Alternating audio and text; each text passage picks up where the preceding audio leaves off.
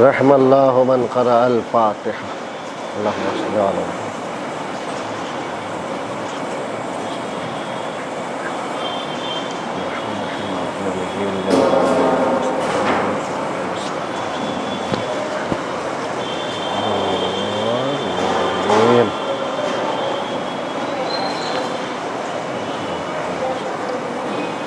رب اعوذ بک من ہمزات الشیاطین واعوذ بک رب ان یحضرون۔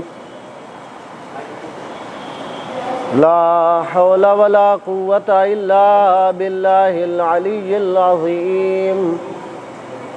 حسبنا اللہ ونعم الوکیل نعم المولا ونعم النصیر۔ بسم اللہ الرحمن الرحیم۔ الحمد للہ الذی علا بحولہ ودنا بطولہ مانح کل غنیمت وفضل وکاشف کل عظیمت وعزل۔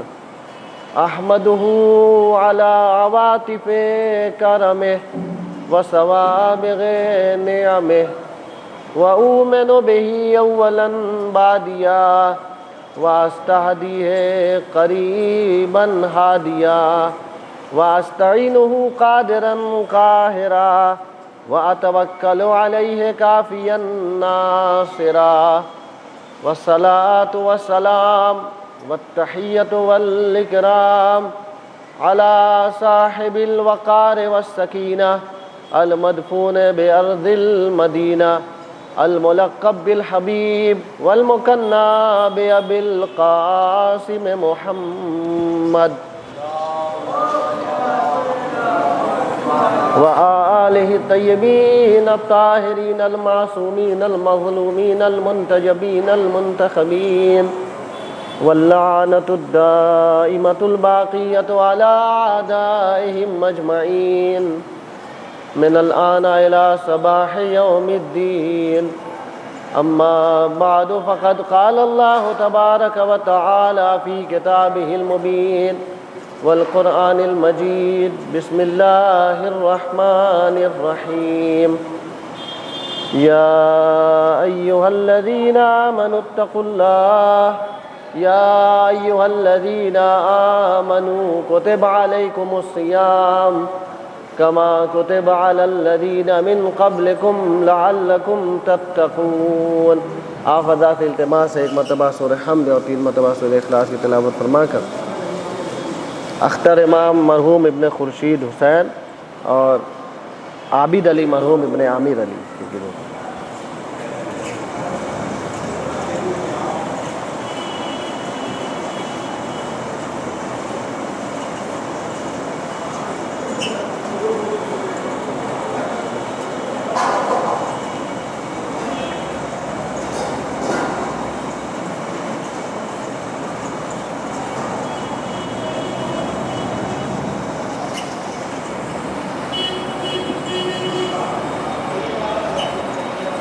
ماہ مبارک رمضان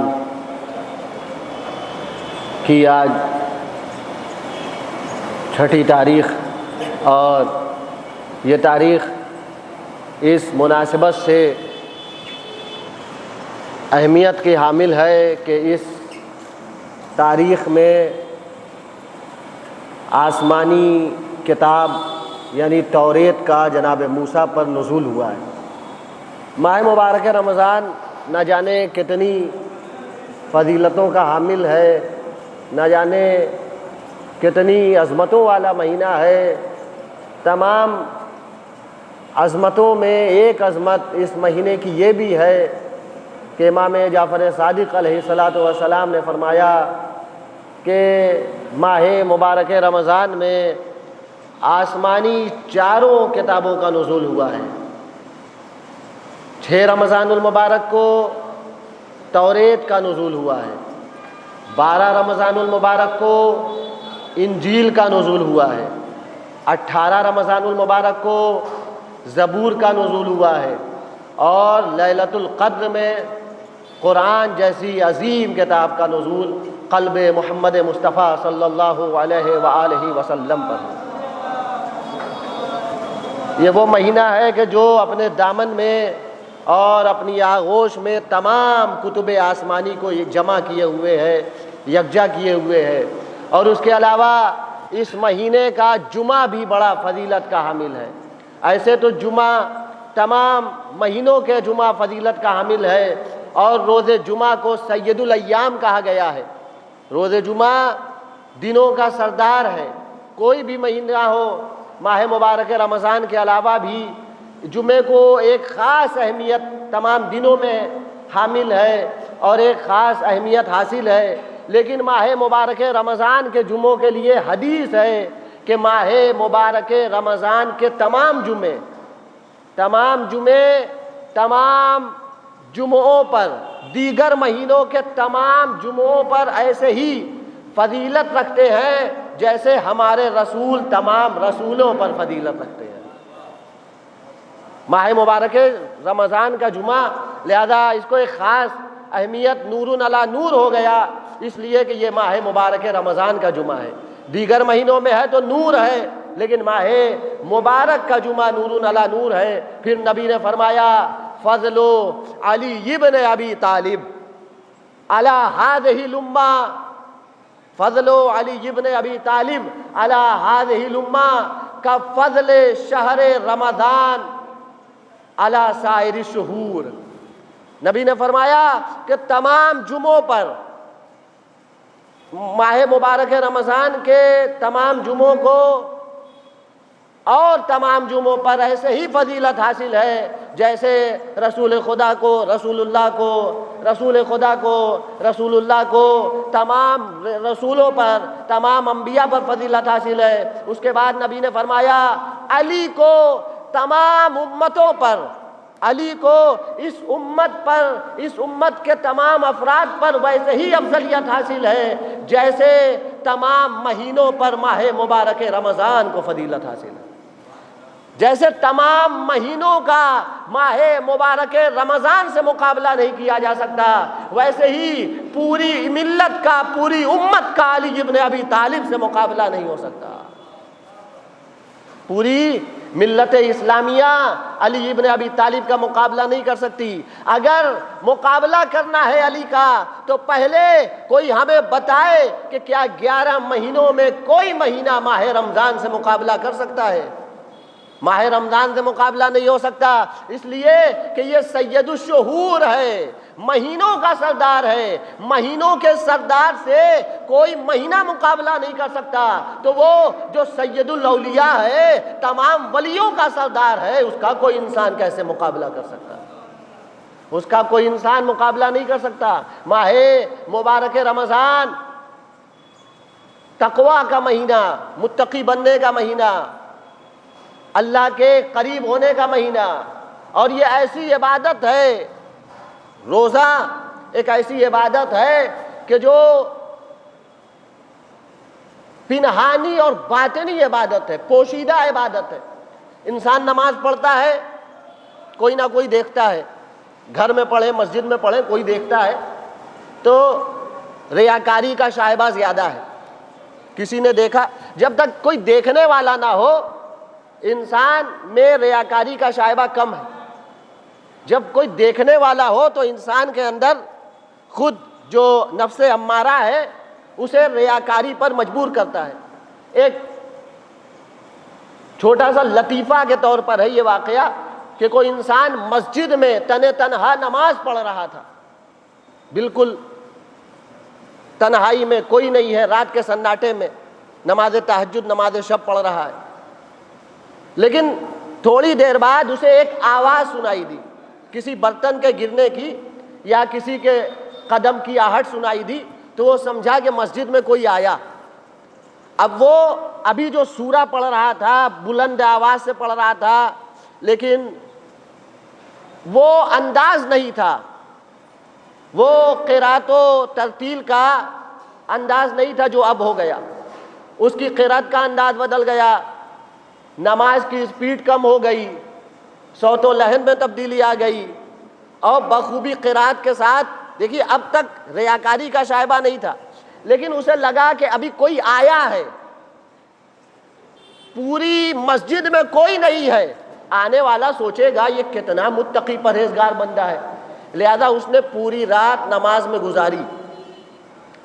جب اٹھ کے دیکھتا ہے، کیا دیکھتا ہے کہ آنے والا کوئی نہیں ہے، ایک بلی ہے جو باہر سے مسجد میں آئی ہے اور اسی کے قدموں کی آہٹ تھی۔ اب بتائیے اس کی پوری نماز اللہ کے لیے ہوئی یا بلی کے لیے؟ تو ریاکاری انسان کے تمام اعمال کو برباد کر دیتی ہے۔ ایک انسان جنگل میں نماز پڑھ رہا تھا، یہ واقعات صرف لطف اندوز ہونے کے لیے نہیں بلکہ عبرت کے لیے ہے، کیا اور اپنے نفس کا محاسبہ کرنے کے لیے، کہیں ایسا تو نہیں کہ ہم بھی اس میں شامل ہیں اور اس میں ملوث ہیں۔ جنگل میں کوئی انسان نماز پڑھ رہا تھا، ادھر سے قافلہ گزرا، قافلے کے افراد نے کہا کتنا بڑا نمازی ہے، وہ ابھی نماز میں مصروف ہے، نماز پڑھ رہا ہے، حالت رکعت میں ہے، حالت قیام میں ہے۔ کہا کتنا بڑا نمازی ہے، جنگل میں نماز پڑھ رہا ہے۔ جب قافلے والوں نے یہ کہا، آپس میں بات کی، دیکھ لو کتنا بڑا نمازی ہے، تو اس نے جلدی سے اپنی نماز تمام کی اور پلٹ کے کہتا ہے میں صرف نمازی نہیں ہوں، روزے دار بھی ہوں، میں آج روزے سے بھی ہوں، میں آج روزے سے بھی ہوں۔ اب بتائیے ایسی عبادت کا کیا فائدہ؟ یعنی انسان اگر مسجد میں نماز پڑھ رہا ہے، تنہائی میں نماز پڑھ رہا ہے، جنگل میں نماز پڑھ رہا ہے، تو یہ نہیں کہا جا سکتا کہ یہ یقیناً خدا کے لیے اور خالص عبادت کر رہا ہے۔ امتحان تو اس وقت ہوتا ہے جب دیکھنے والے ہزاروں ہو، تعریف کرنے والے ہزاروں ہو، لیکن انسان کو اپنی عبادت پر تکبر نہ ہو، غرور نہ ہو، اللہ کا خاضع بندہ ہو، اللہ کا خاشع بندہ ہو، وہ اپنی عبادت کو ہیچ سمجھے، کچھ نہ سمجھے پروردگار کے مقابل۔ تو نماز ایک ایسی عبادت ہے کہ جس میں ریاکاری کا شائبہ ہے، کوئی نہ کوئی دیکھ رہا ہے۔ زکوٰۃ آپ دیجئے جس کو دیں گے، انسان جب کسی کو، زکوٰۃ سے مراد صدقہ بھی ہے، قرآن میں دو طرح کی زکوٰۃ ہے، ایک زکوٰۃ مستحب، ایک زکوٰۃ واجب۔ اکثر مقامات پہ جو وآتوا الصلاۃ کے ساتھ وآتوا الزکوٰۃ آیا ہے، یہ زکوٰۃ مستحب ہے، یعنی صدقہ، خیرات، کسی کی مدد کرنا۔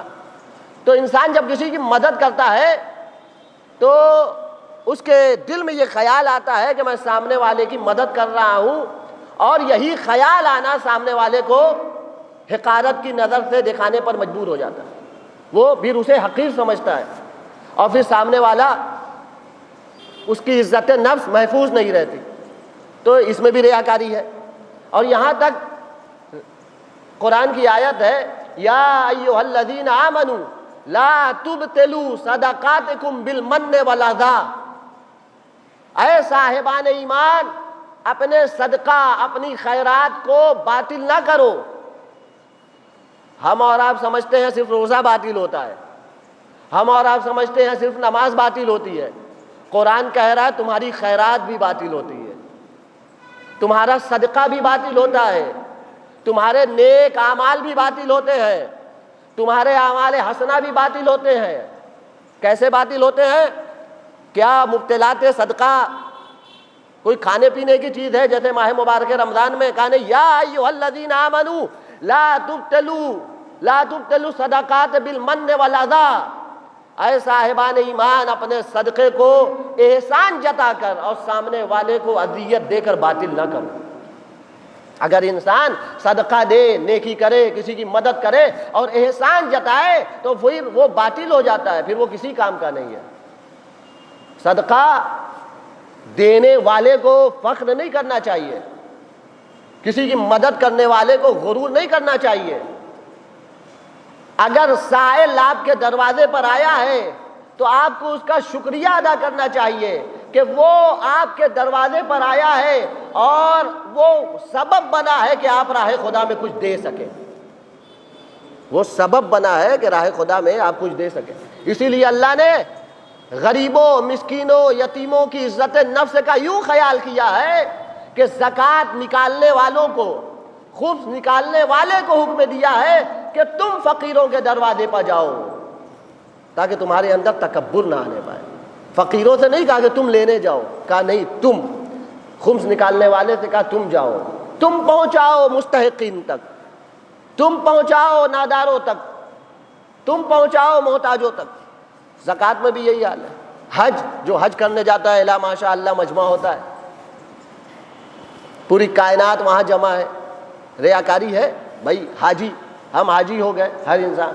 لیکن روزہ ایک ایسی عبادت ہے، روزہ ایک ایسی عبادت ہے جب تک انسان ظاہر نہ کرے، زبان سے بتائے نہیں، انسان بتا نہیں سکتا کہ کون سا انسان روزے سے ہے، کون سا انسان روزے سے نہیں۔ یعنی ریاکاری کا شائبہ بہت کم ہے۔ یہ عبد و معبود کے درمیان ایک رازدارانہ عبادت ہے۔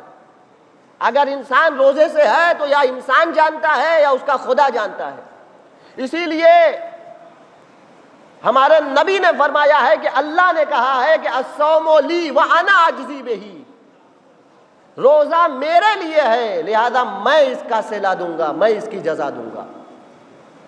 روزہ میرے لیے کیا مطلب؟ تمام عبادتیں خدا کے لیے ہیں، لیکن یہ اتنی عظیم عبادت ہے کہ اللہ کہہ رہا ہے یہ میرے لیے ہے، یعنی صرف اور صرف انسان جانتا ہے اور خدا جانتا ہے۔ صرف اور صرف خالق و مخلوق کے درمیان رہنے والی عبادت کا نام روزہ ہے۔ مگر یہ کہ کوئی انسان اپنی زبان سے کہتا پھرے۔ روزہ، ہم اللہ کے مہمان ہوتے ہیں، اللہ کے مہمان۔ خطبہ شعبانیہ میں آپ نے سنا دعیتم فیہ الی ضیافت اللہ، اس میں تمہیں اللہ کا مہمان بنایا گیا ہے، اللہ کا مہمان، اللہ کے دسترخوان پہ بلایا گیا ہے۔ جب انسان اللہ کا مہمان ہو جائے تو پھر گرمی اس کے لیے گرمی نہیں ہے، پیاس اس کے لیے پیاس نہیں ہے۔ شدید گرمی ہو، چونکہ اللہ کا مہمان ہے، خود کو اللہ کا مہمان سمجھ کر وہ پھر گرمی کو گرمی نہیں سمجھتا۔ شدید گرمی میں بھی بحالت خوشی روزہ ہے۔ ایسا نہیں ہے کہ کسی طرح وقت افطار آئے اور روزے کا وقت تمام ہو، کسی طرح یہ مہینہ چلا جائے، نہیں۔ جب اللہ کا بندہ خود کو اللہ کا مہمان سمجھتا ہے تو پھر یہ لب پر نہیں ہوتا کہ کسی طرح وقت افطار آئے، کسی طرح یہ مہینہ ختم ہو جائے اور ہمیں اس روزے سے نجات ملے، نہیں، بلکہ نبی نے فرمایا کہ جب اگر اللہ کا بندہ یہ جان جائے لو یعلم العبد ما فی رمضان لود ان یکون رمضان السنہ، ہم اور آپ، ہمارے جیسے گناہگار افراد یہ سوچتے ہیں کہ یہ کون سا مہینہ آ گیا، جلدی سے وقت افطار آئے، جلدی سے ماہ مبارک رمضان تمام ہو جائے تاکہ ہم اچھے سے اور آزادی کے ساتھ کھا پی سکے، آزادی کے ساتھ ہر عمل انجام دے سکے، گناہ کر سکے۔ لیکن جو اللہ کے بندے ہیں وہ سوچتے ہیں، نبی نے فرمایا اگر اللہ کے بندوں کو معلوم ہو جائے کہ ماہ مبارک رمضان کی برکت کیا ہے، رحمت کیا ہے، تو وہ صرف ایک مہینہ نہیں، کوشش کریں گے اور تمنا کریں گے کہ 12 کے 12 مہینہ ماہ مبارک رمضان، ماہ مبارک رمضان۔ حجاج یوسف ثقفی گزر رہا ہے، یمن کی طرف روانہ ہے۔ حجاج ایک بڑا ظالم بادشاہ، قاتل شیعہ نے علی ابن ابی طالب، بہت ظالم بادشاہ۔ جب تک شیعوں کو قتل نہیں کر دیتا تھا علی والوں کو، تب تک کھانا نہیں کھاتا تھا۔ جب تک اس کے دسترخوان پر خون شیعہ علی ابن ابی طالب نہ ہو تب تک اس کا کھانا ہضم نہیں ہوتا۔ گزر رہا ہے، یمن کی طرف جا رہا ہے، جہاں اس کا خیمہ لگتا ہے، پڑاؤ ڈالا جاتا ہے، اس کے لیے طرح طرح کی غذائیں آمادہ کی جاتی ہیں، بادشاہ ہے، انواع و اقسام کے کھانے دسترخوان پر چنے جاتے ہیں۔ ایک جگہ جب پڑاؤ ڈالا، دسترخوان لگایا گیا، دیکھیے ماہ مبارک رمضان کی لذت کیا ہے، لذت عبادت۔ جب دسترخوان پر انواع و اقسام کے کھانے چنے گئے، اٹھا تاکہ دسترخوان پر بیٹھے اور کھانا کھائیں۔ اس نے دیکھا کہ سخت گرمی ہے، جنگل ہے، اور ایک چرواہا بکریاں چرا رہا ہے، جوان ہے، بکریاں چرا رہا ہے، بھیڑیاں چرا رہا ہے، اور گرمی کی شدت کا یہ عالم ہے کہ وہ اپنا سر ایک بھیڑ کے پیٹ کے پیچھے چھپائے ہیں تاکہ سورج کی گرمی اس کے چہرے پر نہ پڑے اور اس کا باقی پورا بدن سورج کی گرمی سے جھلس رہا ہے۔ اس نے اپنے ساتھیوں کو کہا کہ جاؤ اسے لے آؤ۔ ساتھی آئے، اس نوجوان چرواہے سے کہا کہ تمہیں امیر بلا رہا ہے۔ اس نے کہا مجھ جیسا غریب، امیر کو مجھ سے کیا لینا دینا، میں نہیں جانے والا۔ خیر، حکم حاکم مرگ مفاجات، بھائی بادشاہ کا حکم ہے، اب جانا ہی ہے، کسی طرح زبردستی اسے لے جایا گیا۔ نوجوان چرواہا ہے، غریب ہے، محتاج ہے، سورج کی سخت گرمی ہے، سخت دھوپ ہے، تپش ہے، بکریاں بھیڑیں چرا رہا ہے۔ لایا گیا، کہا، حجاج نے کہا کہ میں نے دیکھا کہ تم بڑی دھوپ میں کام کر رہے ہو، آؤ تھوڑی دیر میرے خیمے کے سائے میں آرام کر لو۔ کہا نہیں، میں تمہارے خیمے کے سائے میں آرام نہیں کر سکتا۔ کیوں؟ اس لیے کہ یہ بھیڑیں میری ذاتی نہیں ہے، میں ان کو چرانے کی اور حفاظت کی اجرت لیتا ہوں، لہذا یہ میری ذمہ داری ہے کہ میں اسے چراؤں، چونکہ مجھے اجرت مل رہی ہے جتنی بھی گرمی ہو۔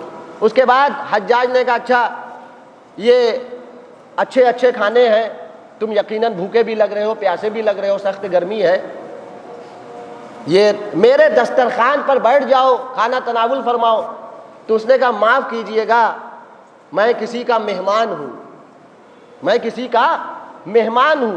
دیکھیے معرفت کیا ہے، معرفت خداوندی، معرفت اللہ کب کس کو اپنی عطا کر دے کسی کو معلوم نہیں۔ ایک چرواہے کو جیسی معرفت ہے ویسی بادشاہوں کو بھی معرفت نہیں ہے۔ کہا بہترین دسترخوان لگا ہے، یہاں کھاؤ، اس سے اچھا دسترخوان کہاں تمہیں ملے گا؟ کہا جہاں میری دعوت ہے اس سے اچھا وہاں دسترخوان۔ کہنے لگا میں بادشاہ، انواع و اقسام کی غذائیں میرے دسترخوان پر، طرح طرح کے مشروبات میرے دسترخوان پر، طرح طرح کی نعمتیں میرے دسترخوان پر، اور تم ایک چرواہے، تمہیں دعوت دی گئی ہے اور بتا رہے ہو اس دسترخوان سے بہتر دسترخوان ہے۔ کہا تمہیں بتانا پڑے گا وہ دسترخوان کس کا دسترخوان ہے، تمہیں دعوت کہاں دی گئی ہے؟ تو وہ چرواہا نوجوان کہتا ہے کہ معاف کیجئے گا، مجھے اللہ نے دعوت دی ہے، میں اللہ کا مہمان ہوں، روزے سے ہوں، روزے دار اللہ کا مہمان ہوتا ہے، میں روزے سے ہوں، روزے دار اللہ کا مہمان ہوتا ہے، اس دسترخوان سے بہتر وہ دسترخوان ہے۔ کہا اچھا چلو آج افطار کر لو، آج اپنا روزہ رہنے دو، کل روزہ رکھ لینا۔ تو جوان کی معرفت پر ہمارا سلام ہو۔ جوان کہتا ہے میں آپ کا حکم تسلیم کرتا ہوں، لیکن آپ ضمانت لیجئے کہ کل تک میں زندہ رہوں گا۔ کیا آپ ضمانت لے سکتے ہیں کہ کل تک میں زندہ رہوں گا؟ کوئی ضمانت نہیں لے سکتا۔ ایک جوان کا دل نور معرفت الہی سے منور ہے، لیکن ایک بادشاہ، اس بادشاہ کو جو پوری کائنات کا بادشاہ ہے اس سے غافل ہے۔ لہذا کوئی یہاں کمتر نہیں ہے، جب خدا کے در پر آ گیا تو پھر بادشاہ بادشاہ نہیں ہے، فقیر فقیر نہیں ہے، سب برابر۔ ہو سکتا ہے کہ ہمارے بغل میں بیٹھنے والا جسے ہم محتاج سمجھ رہے ہیں، فقیر سمجھ رہے ہیں، غریب سمجھ رہے ہیں، جسے ہم حقارت کی نظر سے دیکھ رہے ہیں، اس کے دل میں وہ معرفت اہل بیت ہو جو ہمارے پاس بھی نہیں، جو ہمارے پاس بھی نہیں ہے، وہ خدا کی معرفت ہو۔ لہذا ہمیں ماہ مبارک رمضان کے ہر پل کو غنیمت سمجھنا چاہیے، اس لیے کہ یہ جو پل ہمیں میسر ہوا ہے، کون سی ضمانت ہے کہ کل میسر ہوگا؟ کتنے افراد ایسے ہیں حتی اذا جاء احدهم الموت قال رب ارجعون، قرآن کہتا ہے کتنے لوگوں کے پاس جب فرشتہ موت آتا ہے تو وہ اللہ سے کہتے ہیں رب ارجعون، اے میرے پروردگار ہمیں دنیا میں پلٹا دے، لعلی اعمل صالحا فیما ترکت، تاکہ میں وہ اعمال صالح جو چھوڑ کے آیا ہوں انجام دے سکوں۔ کلا، تو اللہ کہتا ہے ہرگز نہیں، ہرگز نہیں، جو تمہیں کرنا تھا وہ پہلے ہی کر لیتے۔ لہذا یہ ہمیں جو گھڑیاں نصیب ہوئی ہیں ماہ مبارک رمضان کی، یہ عبادت کا مہینہ ہے، اپنا پل، اپنا دن، اپنی رات، اپنا لمحہ ضائع نہ کریں، اس لیے کہ یہ جو ہمیں میسر ہوا ہے کیا پتہ اگلے برس میسر ہو نہ ہو۔ ماہ مبارک رمضان میں ہر وقت قرآن کی تلاوت میں، ذکر خداوندی میں، ہر وقت محمد و آل محمد پر درود، ہر وقت اہل بیت کا ذکر اور کربلا کی یاد۔ امام حسین نے جب امام سجاد وقت آخر آئے ہیں، امام سجاد کے پاس امام حسین وقت آخر آئے ہیں رخصت آخر کے لیے، تو امام سجاد نے کہا بابا امو کہاں ہیں، بابا بھیا اکبر کہاں ہے، بابا قاسم کہاں ہے، بابا حبیب ابن مظاہر کہاں ہے، بابا اون محمد کہاں ہے۔ امام حسین سب کے جواب پر سب کے سوال پر کہتے رہے کہ شہید ہو گئے، قتلا قتلا قتلا۔ لیکن شاید امام حسین کو بیٹے کی غربت پر ترس آ گیا، میرا بیٹا کب تک پوچھے گا، کب تک پوچھے گا۔ اس لیے حسین نے کہا اے میرے لال سجاد، بس یوں سمجھ لو اب کربلا میں مردوں میں تمہارے اور ہمارے سوا کوئی باقی نہیں رہا۔ وہ منظر خدا کسی باپ کو نہ دکھائے جو حسین نے دیکھا۔ ہر باپ جب اس دنیا سے جانے لگتا ہے تو بیٹا سراہنے آتا ہے، لیکن ہائے حسین کی غربت، حسین کا وقت آخر ہے، حسین اپنے بیٹے کے سراہنے آئے ہیں۔ اے بیٹا مجھے اجازت دے دو، اے بیٹا اب یہ آخری دیدار ہے۔ اے سجاد تم کربلا سے لوٹ کر کوفہ جاؤ گے، کوفہ سے شام جاؤ گے، اور شام سے پھر مدینے لوٹ کر جاؤ گے، ہم تو کربلا میں دفن ہو جائیں گے۔ اے سجاد جب جانا تو میرے شیعوں کو میرا سلام کہہ دینا۔ اللہ اکبر۔ حسین نے ہم شیعوں کو سلام کہا ہے، اور کہا ہے شیعتی مہما شربتم ما عذب فاذکرونی او سمیتم بغریب او شہید فاندبونی لیتکم فی یوم عاشورا جميعا تنظرونی کیف استسقی لطفلی فابوا یرحمونی۔ امام حسین علیہ السلام نے اپنے لال سجاد سے کہا میرے شیعوں کو میرا سلام کہہ دینا، اور اے میرے بیٹا سجاد جب مدینے لوٹ کر جانا تو میرے شیعوں سے کہنا جب بھی پانی پیے تو حسین کی پیاس کو یاد کر لے۔ اے عزادارو حسین کتنے پیاسے تھے کہ حسین کی یہ تمنا ہے جب بھی ہم پانی پیے حسین کی پیاس کو یاد کرے، حسین کو سلام کرے، حسین پر درود پڑھے۔ انا للہ و انا الیہ راجعون۔